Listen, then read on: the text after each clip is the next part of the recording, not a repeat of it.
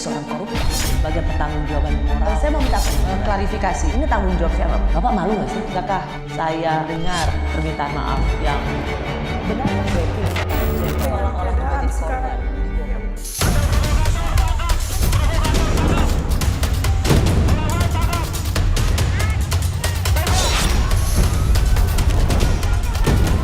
Kami menolak dengan tegas sejumlah pergeseran, perpindahan, relokasi, atau penggusuran atau pengosongan dari tanah tumpah darah nenek leluhur kami. Relokasi ke Galang kita tiadakan. Dengan demikian kita geser ke Pulau Banon, Tanjung Banon, hanya digeser aja.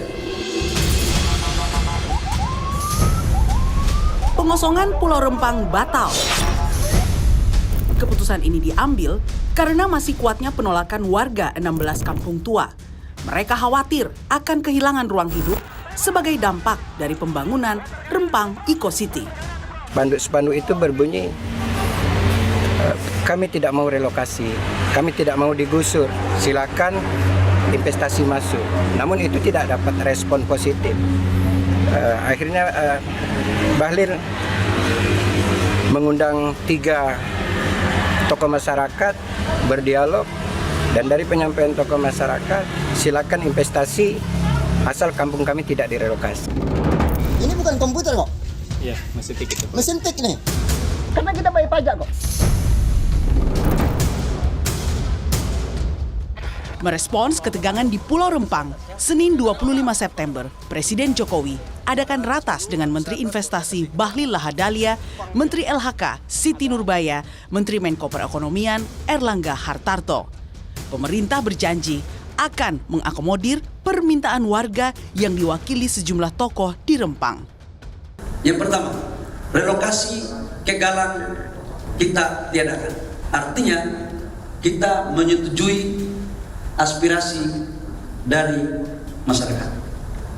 Dengan demikian kita geser ke Pulau Banon, Tanjung Banon. Tanjung Banon itu masih di Rempang, hanya 3 kilo. Yang kedua, kuburan-kuburan para dato-dato orang tua kita tidak kita geser ke tempat lain, tapi kita pagar, kita bikin gapura, kita cat.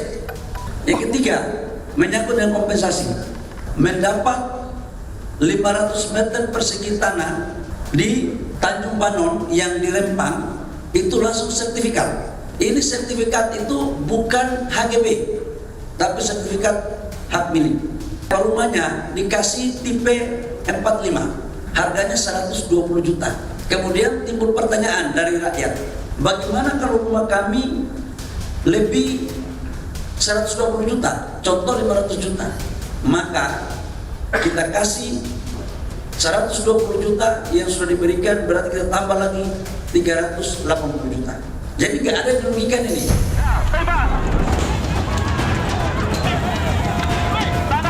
Pulau Rempang menjadi sorotan nasional dan internasional saat bentrok pecah antara ribuan masyarakat setempat dengan aparat gabungan. Warga menolak masuknya tim gabungan yang hendak mengukur lahan dan pemasangan patok untuk pembangunan proyek Rempang Eco City seluas 16.500 hektar.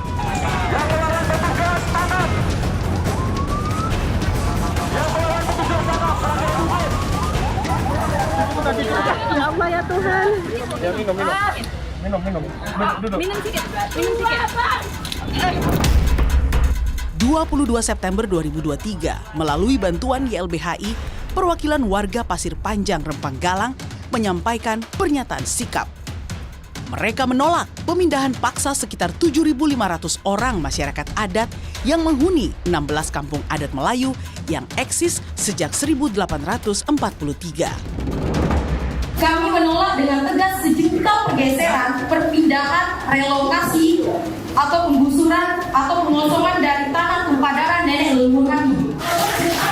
Apapun terminologinya tanpa syarat. Kami mendesak Presiden Jokowi dan jajaran, Komnas HAM, Gubernur Kepri, DPRI, Mahkamah Agung untuk segera memberikan kami kepastian hukum dengan menerbitkan sertifikat hak milik yang sejak proklamasi kemerdekaan 1945 belum kami dapatkan. Proyek Rempang Eco-City diproyeksikan mampu mendatangkan investasi senilai 381 triliun rupiah, tetapi masih nanti pada tahun 2080. Menurut informasi, sebenarnya investasi di Pulau Rempang sudah direncanakan sejak 2004, tetapi terhenti oleh berbagai sebab. Konflik yang terlanjur pecah menggoreskan luka masyarakat dan trauma, termasuk pada anak-anak. Anak-anak udah pada ketakutan. Pemerintah wajib memulihkan hak atas rasa aman dan kesejahteraan warga Pulau Rempang sebagai sesama warga negara.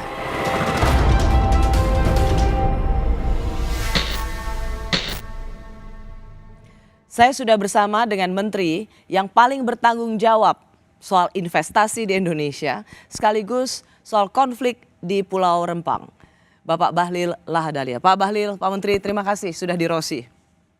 Selamat siang. Terima kasih. Di hari libur ini, hari libur adalah kata kerja, sehingga kita tetap bekerja. Ya, kalau untuk Kementerian Investasi nggak ada kenal hari libur. Kita kan harus mencapai target gitu kan. Pak Bahlil, ini pada hari Senin lalu, tanggal 25 September, Presiden Jokowi memanggil sejumlah menteri untuk ratas. Lalu kemudian Pak Bahlil sendiri menyampaikan ada arahan Pak Jokowi untuk menyelesaikan secara kekeluargaan soal konflik Rempang. Apakah ini mengindikasikan ada yang salah dalam penanganan di Pulau Rempang? Iya, memang harus kita melihat masalah Rempang ini harus dengan kata hati dan berpikirnya objektif, Ros. Jadi kalau ditanya apakah memang ada terjadi kekeliruan dalam penanganan masalah Rempang, saya jujur mengatakan. Ada pengakuan? Saya jujur mengatakan ada miskomunikasi, ada tata kelola komunikasi yang menurut saya itu kurang pas. Dan oleh karena kurang pas itu kemudian lahirlah berbagai macam dinamika. Tetapi kalau kita mau jujur, ini mengatakan, saya jelaskan sedikit menyangkut masalah Rempang. Rempang ini kan adalah kawasan yang dikuasai oleh BP Batam sebenarnya. Dulu sebutannya Otorita Batam. Otorita Batam, sekarang BP Batam. Dan perusahaan yang melakukan perjanjian ini adalah perusahaan MEG. MEG ini mereka melakukan perjanjian sejak tahun 2004. Dengan BP Batam. Oke, sampai di situ dulu boleh Pak Bahlil. Artinya kan sebenarnya ini sudah ada proses yang panjang. Tetapi kemudian ada kericuhan yang sungguh-sungguh melukai banyak hati masyarakat Indonesia, terutama masyarakat di Pulau Rempang sendiri. Yang salah itu sejak awal ketika menetapkan soal investasi ini atau soal penanganan konfliknya? Kalau saya melihat tata kelola komunikasi untuk menjelaskan kepada rakyat. Jadi dari 2004, udah berapa? Saya tidak melihat dari 2004-nya, karena 2004 saya baru selesai aktivis, Ros. Saya tidak boleh menjawab hal yang saya nggak tahu. Pak Jokowi juga belum jadi wali kota waktu itu, 2004. Saya masih di Papua. Tapi khusus untuk menyangkut dengan kejadian awal September kemarin, saya kalau merunut, karena begitu kejadian kan saya diperintah oleh Bapak Presiden. Mas Bahlil, segera turun ke Batam untuk Rempang, mengecek. Begitu ada perintah turun, saya langsung turun melakukan rapat koordinasi di Kepri. Ya, di Batam. karena ada masalah yang berlarut-larut. Tadi Pak Bahlil sudah mengatakan soal manajemen komunikasi yang tidak dilakukan dengan baik, sehingga terjadilah kerusuhan itu atau konflik itu antara masyarakat Pulau Rempang dengan kepolisian. Pertanyaan saya sebenarnya Pak Bahlil, apa iya untuk investasi harus mengerahkan aparat sebegitu banyak sehingga seperti seolah kerusuhan? Enggak begitu, Ros. Enggak begitu. Saya harus mengatakan objektifnya begini. Awal mula terjadi kerusuhan itu kan ada sekelompok masyarakat yang memblok jalan. Jalan itu adalah untuk seluruh, bukan hanya di Rempang. Tapi itu arus jalan utama. Mereka memblokade. Karena sudah mendengar isu bahwa ada terjadi sosialisasi untuk dilakukan pengosongan wilayah. Itu sebenarnya awalnya. Tapi waktu itu belum ada pengosongan itu. Yang ada itu adalah karena Rempang itu total arealnya itu 17.000 lebih. Dari 17.000 hektar itu 10.000 lebih itu adalah kawasan hutan. Yang selebihnya HPK. Yang benar itu adalah ATR dan Kehutanan mau melakukan pematokan batas wilayah. Tapi kemudian itu tidak diizinkan oleh sekelompok masyarakat, lalu kemudian mereka hadang. Itu sebenarnya masalahnya. Tapi Pak Bahlil begini, karena kemarin tim Rosi sendiri yang paling baru kami hari ini kami mencoba hubungi itu ke juru bicara kerabatan masyarakat adat tempatan Keramat di Rempang, namanya adalah Bapak Suwardi. Dia mengatakan dari awal tidak ada koordinasi baik antara pemerintah dan warga. Warga berharap dari semua harus sebenarnya ada kejelasan sehingga tidak berlama-lama karena putusan dibuat harus putusan bersama bukan sepihak. Jadi blokade itu adalah bagian dari respons rakyat ini merasa tidak didengar, Pak Bahlil. Oleh karena itu saya katakan, Ros, begitu ketahuan ada seperti ini, maka kami diperintahkan oleh Bapak Presiden. Kami pertama apa yang saya lakukan? Saya melakukan rapat koordinasi. Saya bersama-sama Menteri Dalam Negeri, Menteri ATR, Wakapolri, undang gubernur, undang wali kota, BP Batam, dan Forkopimda. Kita lakukan rapat. Tujuannya apa? Untuk belanja masalah. Apa sih masalahnya? Begitu saya tahu belanja masalah selesai clear, saya masuk ke Rempang. Hari Minggu malam Senin, sendiri. Saya nggak bawa siapa-siapa, saya nggak bawa pejabat, saya bawa mobil Avanza ke sana. Saya ketemulah namanya Pak Garisman sama Pak Suwardi. Ketemu di situ. Secara kekeluargaan, saya sholat maghrib di sana. Dan persis suaranya sama kan, merasa tidak dilibatkan kan secara komunikasi. Entar saya sampaikan apa yang saya sampaikan dalam rapat, dalam pertemuan saya dengan mereka. Kenapa saya tidak datang sebagai seorang menteri? Saya datang sebagai anak kampung.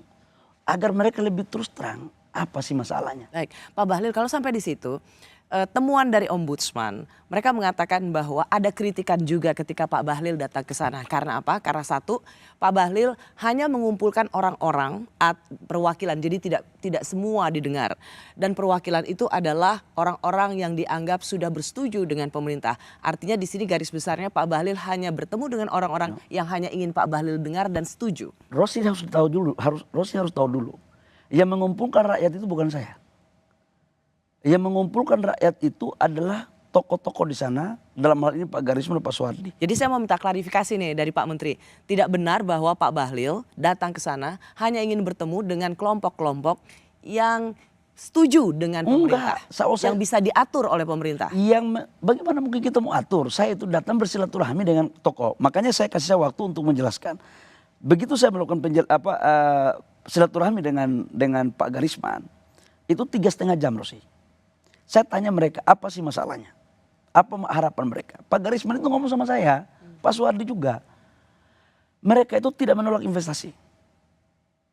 Bahkan mereka mengatakan Rempang ini 5 kali kiamat pun nggak akan maju kalau tidak ada investasi. Satu. Cuman investasi yang harus betul-betul dengan tata kromo. Harus dengan perilaku. Saya sebagai orang kampung memahami perasaan mereka. Oh, ini tanah leluhur mereka kok. Mereka sudah hidup harus ada cara generasi ke generasi. Harus ada cara yang wise gitu loh. Kemudian saya tanya, apa yang menjadi harapan bapak-bapak? Yang pertama, mereka tidak ingin untuk direlokasi ke Galang. Mereka maunya melakukan pergeseran ke Rempang aja. Cari satu kampung untuk kumpul semua di situ. Satu. Yang kedua adalah hak-hak mereka. Begitu digeser, apa yang mereka dapatkan? Apakah sama mata pencariannya seperti dulu? Yang ketiga adalah bagaimana dengan kuburan-kuburan para datuk-datuk, para keluarga-keluarga. Yang keempat adalah investasi masuk, mereka dapat apa? Maka kemudian kita formulasikan. Yang pertama, saya batalkan juga tentang ke Galang. Itu full stop, jadi? Tidak jadi ke Galang. Karena itu aspirasi mereka kan. Jadi, mereka nggak mau dipindahin ke Galang? Ya, karena itu kan saya melakukan komunikasi. Setuju mereka. Bahkan petanya sudah diteken. Di Pulau Tanjung Banon itu penentuan bersama. Mereka kan minta buka peta. Saya buka peta dan kita teken semuanya. Sama-sama. Termasuk Pak Suwardi juga teken juga di situ. Yang kedua menyangkut dengan hak-hak mereka. Saya katakan bahwa kita kasih tanah 500 meter persegi sertifikat hak milik. Karena harus jujur Rosi, saudara-saudara kita di sana, mohon maaf dengan segala hormat, karena mereka sebagian itu orang Sulawesi. Masih ada darahnya juga sama saya. Itu mohon maaf sekali lagi. Nggak ada alas hak sama sekali. Tapi bukan berarti itu sebagai alasan utama untuk kita geser mereka. Enggak. Yang kedua Rosi, mereka kita kasih rumah tipe 45. Oke. Pak, Dengan harga 120 juta, tetapi kalau ada rumah yang memang harganya lebih dari 120 juta, itu dinilai oleh KJPP. oke, Pak Bahlil, soal apa yang menjadi pengganti atau ganti untung oleh pemerintah, nanti saya akan gali lagi Pak Bahlil. Tapi by hari ini, ketika Pak Bahlil mungkin melihat sudah ada satu titik temu, sampai hari ini masih ada penolakan. Kita lihat sama-sama bagaimana hasil liputan Kompas TV di sana.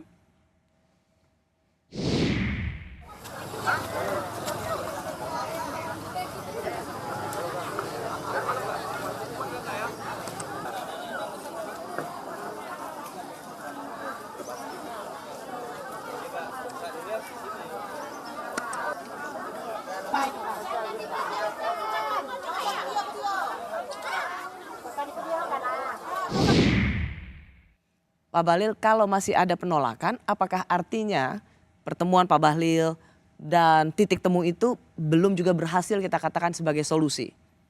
Gini Rosi, total yang akan melakukan pergeseran itu total 900 kakak.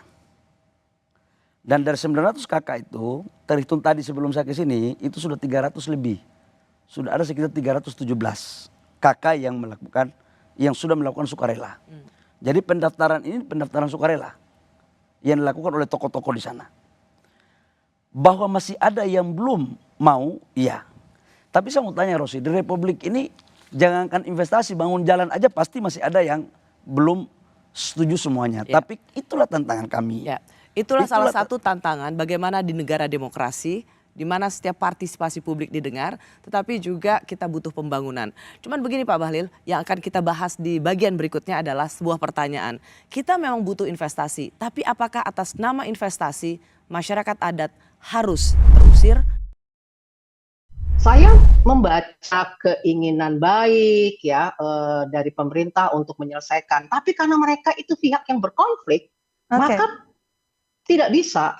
Pasti misalnya yang punya konflik of interest, makanya tim terpadu pakai tentara, polisi, ya gimana itu udah pasti. Kalaupun masyarakat nanda tangan, itu pemaksaan. Nah itu tidak akan menyelesaikan persoalan. Sekarang kelihatannya ada kertas gitu ya, tapi akan muncul kembali konflik-konflik terus-menerus. Yang susah adalah mereka kan merasa punya identitas yang sudah lama. Biasanya masyarakat adat itu sangat attached dengan wilayah dia tinggal. Sehingga tidak mudah untuk misalnya membujuk mereka pindah kepada satu tempat lain gitu ya. Saya masih bersama dengan Menteri Investasi sekaligus Kepala Badan Koordinasi Penanaman Modal Bahlil Lahadalia. Pak Bahlil, apakah atas nama investasi masyarakat adat memang harus terusir? Saya pikir begini, tujuan investasi itu kan sebenarnya baik. Kita ingin investasi yang berkeadilan. Jadi penciptaan lapangan pekerjaan masyarakat juga ikut di situ. Tapi memang kalau ada master plan-nya itu perlu kita bicarakan. Nah terkait dengan tadi pertanyaan Rosi tentang masyarakat di sana. Masyarakat di sana saya bagi klasifikasi menjadi 3 Rosi. Yang pertama adalah memang secara turun-temurun sudah ada. Ada peta geospasialnya. Kemudian yang kedua adalah yang baru datang, 2004. Ya? Yang berikut juga adalah juga yang baru datang 2010. Tapi ada juga orang yang menggarap hutang-hutang lindung, yang menggarap hutang-hutang HPK di sana, tapi yang punya ini bukan di situ Ros. Ada juga. Nah ini yang kita mau tata. Nah pikiran saya adalah bagaimana kemudian investasi itu masyarakat juga ikut mengambil bagian. Mereka nggak boleh hanya menjadi objek, mereka juga harus menjadi subjek. Nah karena itu kita rembukkan, kita ngomongkan baik-baik. Saya kan ikuti terus perkembangan terus tiap hari. Bahkan minggu depan saya lagi akan turun ke Rempang. Oke. Nah pertanyaan kan gini, ketika ada klasifikasi dari penduduk di sana Pak Bahlil. Tentu semuanya sama-sama dan setara begitu.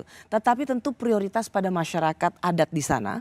Mereka yang sudah tinggal dari mulai leluhur, dari mulai generasi, udah 8 generasi sebutannya. Apakah memang mereka adalah yang paling terdampak ketika mereka harus diusir? Seperti negara tidak memberikan penghormatan dan penghargaan pada masyarakat adat ini. Negara tetap akan memberikan penghargaan. Keliru kalau negara tidak memberikan penghargaan. Karena itu kita bicarakan. Contoh waktu kemarin saya ketemu dengan masyarakat. Saya katakan bahwa saudara-saudara saya yang sudah secara turun-temurun di sini, kita harus menghargai hak kesulungan mereka. Artinya janganlah hak kesulungan ini diambil oleh orang yang bukan haknya. Ya. Dan itu saya ngomong di rakyat itu. Itu ada Pak Garisman, ada Pak Suwardi, tokoh-tokoh di rumah itu. Itulah bentuk penghargaan kita. Makanya kita mencari formulasi yang baik dan benar, yang tepat. Nah, kalau mereka bilang pokoknya nggak mau pindah, mereka mau tetap di sini karena mereka disinilah mata pencarian mereka, disinilah tempat leluhur mereka, disinilah mereka hidup bertahun-tahun, puluhan tahun. Itu apa tidak bisa diakomodasi? Di Tanjung Banun itu, Mbak Rosi, itu adalah kita mau bikin satu perkampungan yang memang airnya, lautnya itu hanya berbeda 1 kilo dengan kampung mereka sekarang. Kita mau geser mereka ke Tanjung Benung ini, saudara-saudara kita ini. Supaya di situ kita bikin pelabuhan dan TPI untuk penangkapan ikan yang lebih profesional, yang lebih bagus. Yang kedua adalah untuk urusan kampung-kampung yang ada, kita sudah sepakati juga, kita bikin semacam museum mini sebagai bentuk penghargaan kita. Dan itu sudah kita bicarakan juga. Bahwa sampai dengan sekarang masih ada yang belum mau, iya. Harus kita fair juga. Tapi itulah butuh tantangan kita untuk mengkomunikasikan. Dalam pemahaman saya, karena saya mengurus investasi ini kan tidak hanya Rempang. Seluruh Republik Indonesia ini saya ngurus pembebasan tanah. Justru ada satu hal yang menarik, Ros. Kenapa kalau saya urus yang lain nggak seheboh kayak di Rempang? Ada apa di balik ini? Apa? Mbak Rosi harus tahu. Batam dibuat oleh zamannya Pak Harto, Pak Habibie itu kan dalam rangka menyaingi negara sebelah. Singapura. Oke. Dalam proses selanjutnya, ketika ada investasi besar tahun 2004, 2003, nggak jadi. Masyarakat tolak. Saya juga tahu dari mana itu sumber uangnya. 2010 ada investasi besar, begitu juga.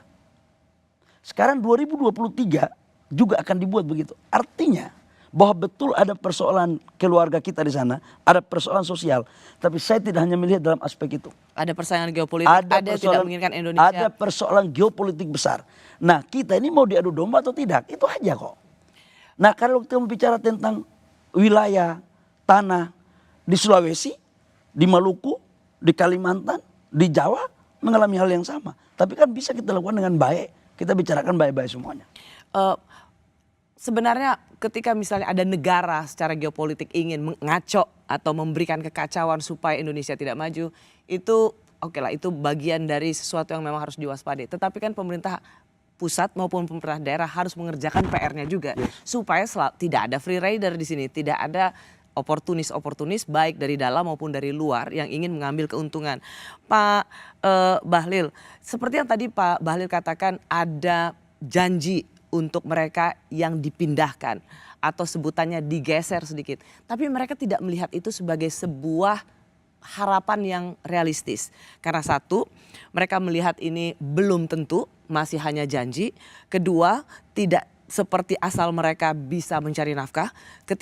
Ketiga, tidak juga ada landasan hukumnya. Keempat, uangnya belum ada. Jadi mereka melihat omongan ini hanya sebatas retorika. Yang pertama, kalau digeser, tidak mau lakukan pergeseran karena lapangan pencarian nelayan mereka. Itu saya jawab ya, Mbak Rosi. Itu di laut yang sama. Pesisirnya cuma beda 1 kilo. Yang kedua, kalau dia bilang tidak ada uang, ini yang jamin negara, Ros. Kan ada uang biaya hidup, biaya tunggu sampai 6-7 bulan bangun rumah, itu dibiayai per orang 1.200.000. Per kakak 1.200.000 untuk rumah. Jadi kalau satu kakak 4 orang, itu dapatnya 6 juta, termasuk uang rumah. Itu dikasih 3 bulan duluan di muka. Berikut begitu mereka geser, kita tentukan mereka, ini tanah kalian di mana? Pilih. Kan ada klaster-klasternya. Pilih, langsung sertifikatnya dikasih. Yang berikut, ia mengelola dana ini kan dana BP Batam. Dan itu kemarin di ratas itu sudah kita putuskan. Tidak perlu ada keraguan dengan hal itu. Kalau mereka tetap tidak percaya bahwa melihat ini hanya sebatas janji-janji surga. Tinggal kita tanya, maunya jaminan untuk kalian percaya apa? Kalau tidak percaya, berarti percaya Tuhan aja sudah kalau begitu. Kalau tidak ada lagi yang bisa kita percaya gitu kan. Masa negara sudah hadir untuk memberikan penjelasan. Kalau perusahaan sih masih boleh nggak percaya. Masa negara nggak bisa dipercaya, Ros? Jadi yang berikut adalah menyangkut dengan hak-hak mereka. Tadi saya katakan bahwa tidak ada satu hak-hak mereka pun yang tidak kita bayar. Contoh, mereka punya tanam tumbuh, mereka punya keramba, mereka punya perahu. Itu semua dihitung berdasarkan aturan, diganti. Jadi kalau mendengar penjelasan dari Pak Bahlil ini, tidak ada alasan dari mereka untuk menolak. Mereka harus mau digeser, apapun risikonya. Menurut saya itu kosakata yang tidak pas untuk kita tempatkan pada persoalan ini. Hak-hak mereka ada, tinggal bagaimana cara kita komunikasikan dengan baik. Karena begini Pak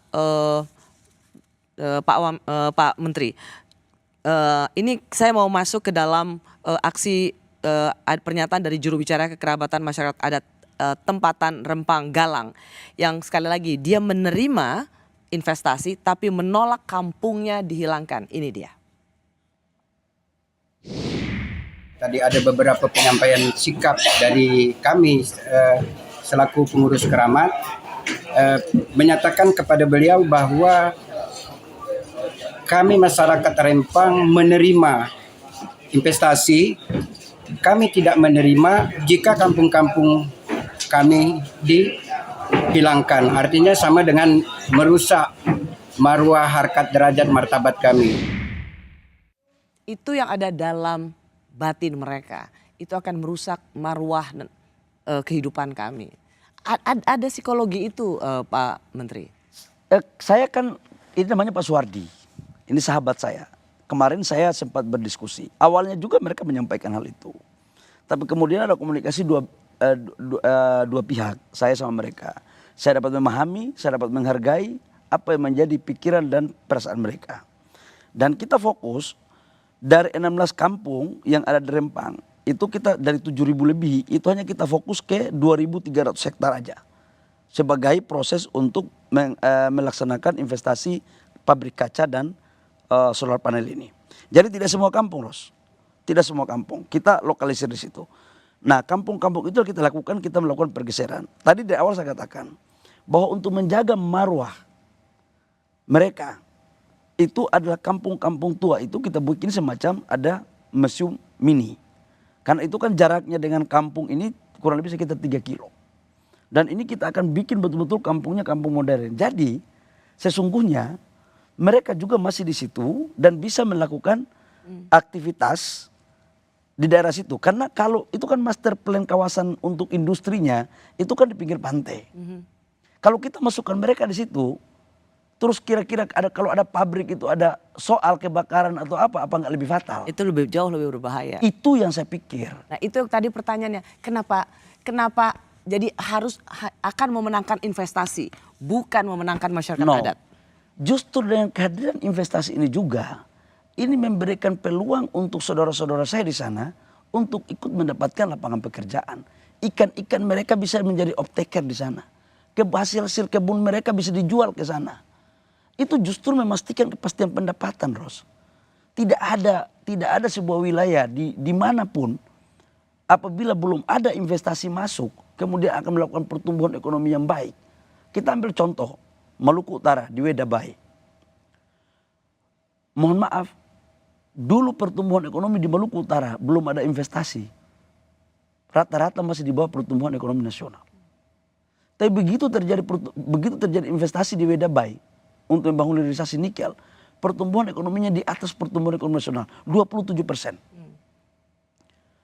Inilah sebagai contoh-contoh kecil yang kita ingin juga melakukan di tempat lain. Dan selain dari persoalan itu adalah anak-anak mereka, saudara-saudara kita di sana, itu dia akan masukkan di SMK khusus. Oke, Pak. Untuk kemudian mereka mendapatkan manfaat dari keberadaan investasi. Itu. Jadi nggak benar kalau dibilang bahwa kita atas nama investasi. Justru investasi itu meningkatkan taraf hidup mereka bersama-sama. Pertanyaan saya berikutnya Pak Bahlil. Proyek strategis nasional di Rempang ini seolah-olah mendadak muncul di tahun 2023. Dan di belakangnya ada nama pengusaha Tommy Winata.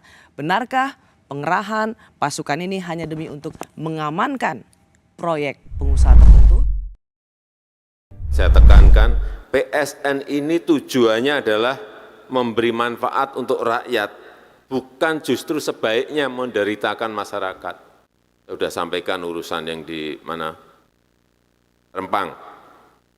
Ini hanya salah komunikasi aja di bawah, itu salah mengkomunikasikan saja. Diberi ganti rugi, diberi lahan, diberi rumah, tapi mungkin lokasinya belum tepat. Nah itu yang harusnya diselesaikan.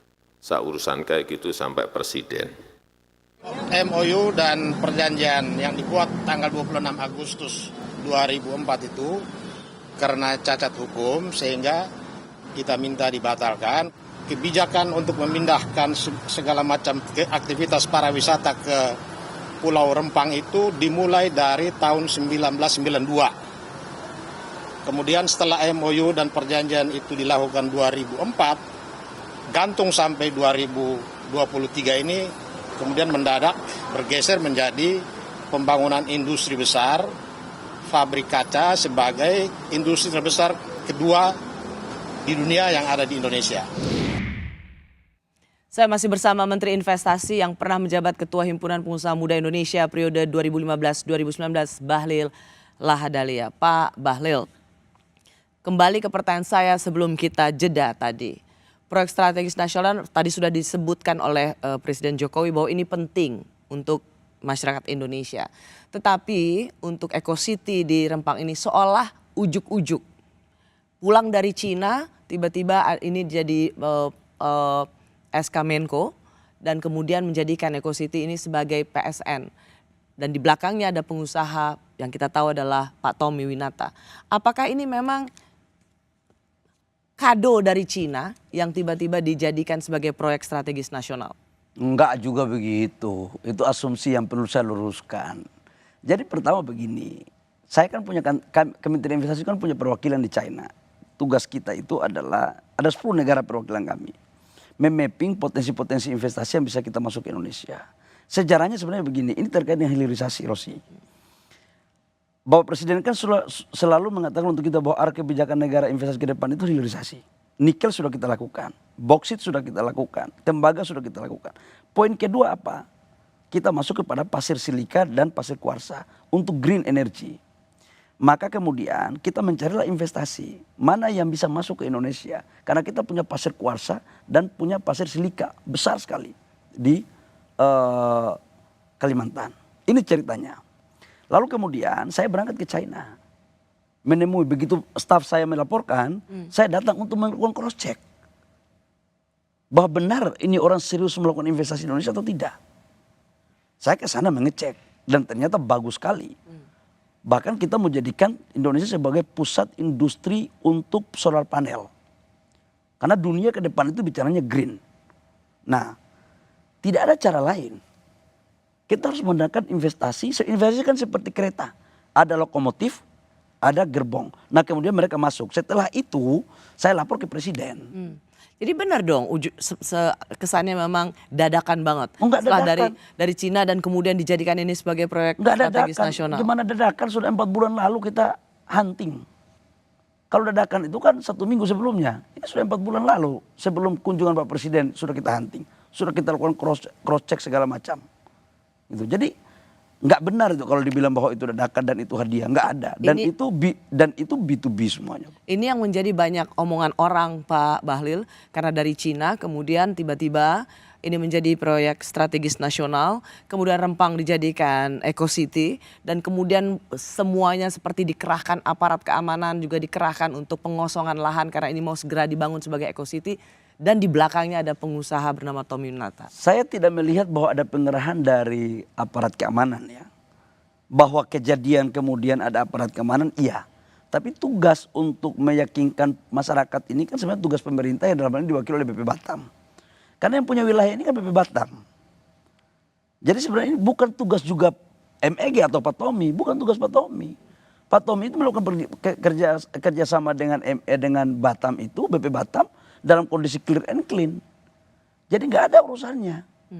Gitu loh. Ini murni adalah urusan pemerintah dengan saudara-saudara kita. Kalau gitu bagaimana menjawab kenapa kok munculnya belakangan, kok baru-baru ini sebagai proyek strategis nasional 2023? Begitu sudah serius, karena PSN itu kan sebelum diterbitkan kan kita mengecek dulu. Serius nggak ini investornya? Bisa tereksekusi nggak? Jangan sampai kita bikin PSN nggak ada investornya, Ros. Dan rata-rata dalam mekanisme di internal itu kalau proyek strategi nasional itu kan dari Menko. Tetapi ada kementerian teknis yang memberikan pertimbangan. Kami salah satu yang memberikan pertimbangan bahwa ini penting untuk dimasukkan sebagai PSN. Kenapa? Karena ini menjadi industri investasinya 172 triliun dan menciptakan lapangan pekerjaan untuk 30.000 orang dan ini mampu memacu pertumbuhan ekonomi kita. Nah kalau tidak ini menjadi strategi nasional, kemudian pengusahanya juga itu kan akan berpikir seberapa besar keseriusan pemerintah dalam menjamin investasi untuk keberlangsungan bersama. Itu Ros. Jadi kalau dibilang bahwa uju-uju, enggak lah. Anda di sini klarifikasi bahwa ini bukan semata-mata hanya untuk memberikan karpet merah untuk investasi Cina dan pengusaha tertentu di Indonesia. Enggak ada. Saya kan bikin PSN udah banyak. Kemarin di kampung saya bikin PSN juga untuk pupuk. Lama-lama nanti Bahlil bilang ini balik karena bikin pupuk di fak-fak jadi karpet merah juga. Saya selalu membuat analogi begini, Ros. Negara dari langit pun yang melakukan investasi di Indonesia, selama dia tidak menabrak aturan, maka saya akan memberikan karpet merah. Karena itu tugas saya. Karena memang negara ini membutuhkan investasi. Bagaimana mungkin kita menciptakan lapangan pekerjaan? Bagaimana mungkin pertumbuhan ekonomi kita? Bagaimana mungkin neraca perdagangan kita akan baik kalau tidak ada industri produk yang bisa kita jual? Dan itu memang harusnya adalah investasi. Karena di sini berhadapan dengan masyarakat adat. Itu di situ poinnya. Bukan hanya melulu tentang masyarakat adat, tapi banyak kebutuhan masyarakat hidup lainnya yang harus tergusur, terhempas karena masalah investasi. Disinilah sesungguhnya PR terbesar bahwa kita butuh investasi, tapi jangan sampai kemudian hak-hak hidup masyarakat yang sudah hidup bertahun-tahun di sana terampas. Ros, yang pertama saya ini kan orang kampung. Saya mengerti perasaan saudara-saudara saya di sana. Saya nggak mungkinlah melakukan hal yang menurut saya itu sangat tidak rasional. Tapi yang kedua saya mau sampaikan juga begini. Mana ada sih investasi di Republik ini yang tidak ada dinamika? Ini konsekuensi negara kita berdemokrasi. Tapi kita harus tahu dong mana tujuan negara dan mana juga tujuan rakyat. Kita harus ada titik temu dong. Kalau kita mau cari sempurna, mati aja kita semua masuk surga. Baru kita cari kesempurnaan itu di sana. Untuk selanjutnya Pak Menteri, yang ingin saya tanyakan selanjutnya adalah suara dukungan menyelesaikan hingga membatalkan konflik Rempang datang dari berbagai kalangan. Apakah proyek strategis nasional Rempang Eco City bisa batal? Persoalan Rempang Galang merupakan masalah yang terkait pemanfaatan lahan untuk proyek pembangunan. Persoalan semacam ini terus berulang akibat kebijakan yang tidak partisipatoris, yang tidak melibatkan para pemangku kepentingan dalam proses perencanaan kebijakan hingga pelaksanaannya. PBNU berpandangan bahwa tanah yang sudah dikelola oleh rakyat selama bertahun-tahun, baik melalui proses iqta' atau redistribusi lahan oleh pemerintah atau ihya pengelolaan lahan, maka hukum pengambil alihan tanah tersebut oleh pemerintah adalah haram. Bahwa hukum haram tersebut jika pengambil alihan tanah oleh pemerintah dilakukan dengan sewenang-wenang. Masih bersama saya Menteri Investasi Bahlil Lahadalia. Pak Menteri, jadi pembelaan pada masyarakat Rempang, terutama mereka yang sudah dari turun-temurun di sana, masyarakat adat di sana, itu semakin meluas dan mengatakan sebaiknya ditunda dulu atau yang paling ekstrim batalkan. Apakah ini opsi yang bisa didengar? Mbak Rosi, kalau penyampaian dari saudara-saudara saya PBNU itu kan ketika kejadian dan saya belum turun ke lapangan. Ini respon dari kejadian tanggal 12 itu. Tapi begitu saya turun ke lapangan kan suasananya udah beda. Waktu memang sebelum itu sangat seram sekali. Saya datang ke kampung itu suasananya agak sedikit tidak kondusif. Tapi begitu saya datang kan sudah kondusif dan sekarang sudah 300 rumah lebih yang mau lakukan pergeseran. Kalau ditanya bahwa apakah opsi untuk menunda dulu? Kalau kita begini, membatal nggak mungkin. Batal tidak? Nah. Pemerintah akan jalan terus? Gini loh Ros. Apapun resikonya? Saya harus tahu, saya tahu tujuan negara yang mana. Saya nggak mau kita diadu domba oleh sekelompok orang atau negara tertentu yang memainkan negara kita. Saya juga tahu ini, bahwa di balik ini ada beberapa pengusaha yang memang pernah izinnya diberikan tapi dicabut. Pengusaha Indonesia? Ada dari dalam dan luar negeri. Karena mereka mengelola kawasan hutan lindung ada peternak-peternak ayam, ada macam-macam lah di sana. Aku Ini tahu. sinyalemen yang sangat serius loh Pak Menteri. Yes. Dan saya sebagai anak kampung yang memang sudah berjuang, saya gak akan pernah mundur untuk urus dengan hadapi mereka ini. Yang saya hadapi ini bukan saudara-saudara saya di kampung. Yang saya hadapi ini ada variabel lain. Dan karena saya tahu kebaikan negara, saya tidak mundur. Tetapi dengan cara yang baik. Saya harus meletakkan saudara-saudara saya di Kampung Rempang sebagai bagian terpenting dalam kehadiran investasi dan untuk kebaikan rakyat bangsa dan negara. Tetapi kita tidak boleh ngalah. Kita ini kan adu domba, Ros. Tidak saja PBNU, tapi Ombudsman juga meminta untuk paling tidak menunda dulu sampai situasi yang kondusif. Nanti kita pertimbangkan. Kan Ombudsman boleh aja membuat rekomendasi kan. Tapi tidak mesti itu yang menjadi fatwa. Salah satu juga yang menjadi catatan Ombudsman adalah adanya semacam kedatangan orang-orang yang memaksa untuk mengisi form, lalu masih ada aparat bersenjata yang membuat suasana semakin mencekam. Apakah ini juga cara-cara paksaan supaya mereka setuju? Enggak, awalnya memang sebelum saya turun itu aparat keamanan ikut mendampingi BP Batam.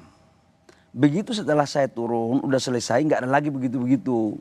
Makanya kalau kaset kotor, kaset rusak jangan lagi diputar-putar, Ros. Ini janji ya, janji pemerintah ya. Jadi gini, sejak saya turun ke lapangan, sejak saya turun ke sana, saya tarik aparat keamanan. Jadi jangan kejadian tahun tanggal 12 ke bawah diputar terus, nanti nggak pernah itu kasetnya bersih, kotor terus. Nah, saya juga minta agar kayak sekarang kan masih dimanfaatkan juga oleh beberapa oknum membuat di medsos bahwa seolah-olah ada kerusuhan tanggal 24 kemarin. Mana ada kerusuhan? Saya kan setiap 3 jam ikutin. Nah artinya dengan kejadian itu saya melihat bahwa memang ada yang gak pingin untuk ini jalan gitu loh. Saya juga tahu kok bahwa ini ada kepentingan politik tertentu yang memboncengi. Tapi saya gak mempersoalkan itu. Itu kepiawaian dan kecerdasan mereka. Oke. Tapi kita coba melihat persoalan Rempang ini secara kepala dingin dengan objektif terhadap perkembangan yang sudah ada. Bagi masyarakat adat di sana yang menempati kampung-kampung tua di sana, apa janji Menteri Bahlil? Janji saya yang pertama adalah kita akan komunikasikan baik-baik. Pergeseran tetap harus akan ada pergeseran.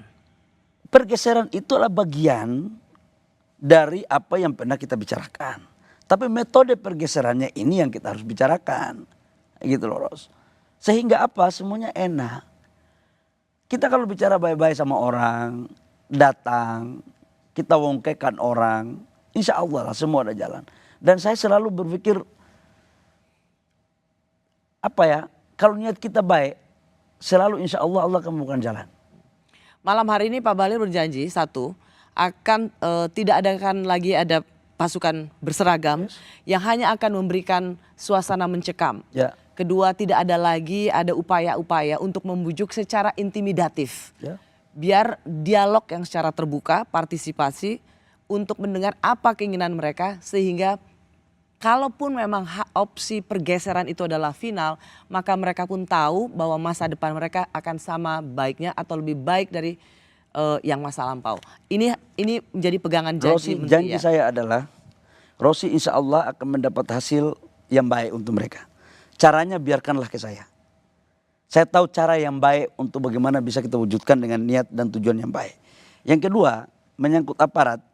Tidak ada lagi aparat yang mau datang ke rumah-rumah. Tapi harus ada aparat yang jaga di pos-pos mereka. Untuk jaga stabilitas. Kenapa? Karena yang datang ke situ bukan hanya dari rakyat di situ, Ros. Ada pihak eksternal yang masuk, Ros. Justru kalau kita tidak menghadapi orang kayak gini, negara kecolongan. Ya. Di sini konteksnya sebenarnya ada aparat keamanan atau mereka yang dianggap untuk ikut mengintimidasi supaya setuju pergeseran itu. Nah sekarang ini kan yang melakukan, yang mendata saudara-saudara kita untuk melakukan pergeseran kan pendataan sukarela. Tokoh-tokoh kita yang mendatangi rumah mereka. Oke. Dan terakhir Pak Bahlil, bagi mereka yang sukarela, apakah Pak Bahlil mendapatkan satu validasi yang tepat bahwa mereka sukarela itu ya karena mereka pendatang. Karena sesungguhnya yang juga harus yang dijaga adalah mereka yang selama ini turun-temurun di sana yang ada di kampung tua itu. Campur. Ada beberapa juga yang dari sana. Jadi saya pikir begini, Ros. Dalam diplomasi itu kan ada waktu, ada strategi, ada cara, ada hati. Di sini yang kita butuhkan kebesaran itu. Nah karena itu memang nggak boleh barangnya digoreng terus. Kalau digoreng terus, kalau saya bagian dingin tapi ada tukang bikin goreng ya kacau terus. Jadi kalau boleh Mbak Rosi, rekaman-rekaman yang 2012 jangan lagi diputar terus, pusing nanti saya. Kok 2012? Tanggal 12, tanggal 12 September. Coba dibuat rekaman yang perkembangan, itu Paten punya. Semoga memang ada perkembangan baik, tetapi adalah tugas Kompas TV mengingatkan yang berkuasa, menghibur yang papa. Terima kasih Pak Bahlil untuk kesediaannya menerangkan. Malam hari ini ada janji dari Menteri Investasi bahwa kalaupun memang pergeseran itu adalah final, maka masyarakat-masyarakat di sana terutama yang ada di kampung-kampung tua tetap mendapatkan hak-hak seperti semula dan kehidupan yang lebih baik. Kehidupan lebih baik, mereka hidup dengan kultur yang ada ya Ros ya. Kemudian mereka ikut mengambil bagian sebagai subjek dan objek dalam pembangunan investasi ya. Jadi kita pikir ya jujur aja lah, ini ada kekeliruan dalam proses awal. Insya Allah lah, kekeliruan itu Pak Jokowi sudah perintahkan loh. Mas Bahlil selesaikan dengan kekeluargaan, selesaikan dengan baik, pastikan hak-hak mereka. Dan mereka harus diberikan tempat yang layak dan harus dibuat sertifikat. Itu perintah Pak Presiden. Ya. Saya menghargai ada pengakuan dari pemerintah, adanya salah pengelolaan dan komunikasi serta penanganan bagi mereka yang ingin bertanya tentang hidup mereka di Rempang. Terima kasih sekali lagi Pak Bahlil. Terima kasih sudah di Rosi. Terima kasih. Saya Rosyana Silalahi, terima kasih sudah menyaksikan program Rosi. Tetaplah di Kompas TV, independen terpercaya.